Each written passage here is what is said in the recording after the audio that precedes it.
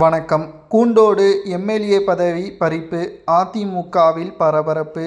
எடப்பாடி பழனிசாமி அவர்கள் தலைமையேற்று 11 தேர்தல்கள் மிகப்பெரிய தோல்வியடைந்த விரக்தியில் சி. சண்முகம் மற்றும் எஸ். வேலுமணி அவர்களது அணியாக பிரிந்து விஜய் அவர்களுக்கு 30 எம்எல்ஏக்கள் ஆதரவுகளை தெரிவித்துள்ளனர். இதனால் கடும் கோபமடைந்த எடப்பாடி பழனிசாமி அவர்கள் நாளை நடைபெறக்கூடிய சட்டசபை கூட்டத்தில் விஜய் அவர்களுக்கு ஆதரவாக வாக்குகளை செலுத்தினால் அவர்கள் கட்சி தாவல் சட்டத்தின் விதிப்படி பதவியிலிருந்தும் கட்சியிலிருந்தும் நீக்குவதற்கு ஏற்பாடுகளை நாங்கள் செய்வோம் என்று அதிமுகவின் தரப்பில் இருந்து தகவல்களும் வெளியாகியுள்ளது. இன்று கூட வேலுமணி அவர்கள் மற்றும் எஸ்.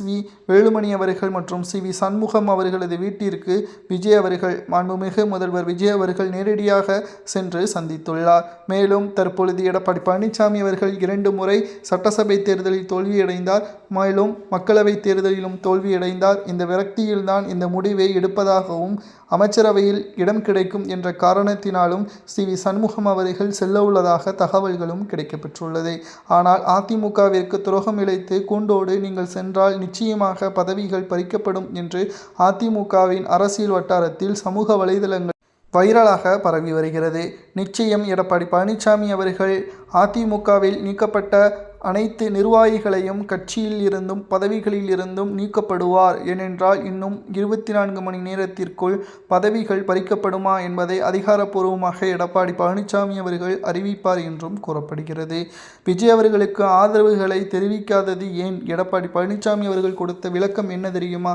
ஆதரவாளர்கள் என்பது நாம் அவர்களை தேடி செல்லக்கூடாது, அவர்கள்தான் நம்மை தேடி வர வேண்டும். எம்ஜிஆர் அவர்கள் உருவாக்கிய அதிமுக, ஜெயலலிதா அவர்கள் சிறப்பாக வழிநடத்திய அதிமுக தற்பொழுது விஜய் அவர்கள் காலில் விழுவதை விட நிச்சயம் மக்கள் நம்மளை மன்னிக்க மாட்டார்கள். இந்த தேர்தலில் சுமார் 1 கோடி வாக்குகளை நாம் பெற்றிருக்கிறோம். மக்கள் நம்மளை புறக்கணிக்கவில்லை.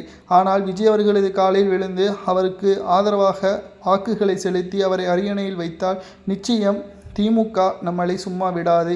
எதிர்க்கட்சியாக நம்மளை மிகவும் மோசமான நிலைமைக்கு மாற்றிவிடும். அதற்கு பிறகு கூட்டத்தில் ஒரு கட்சியாகத்தான் இருக்கும்.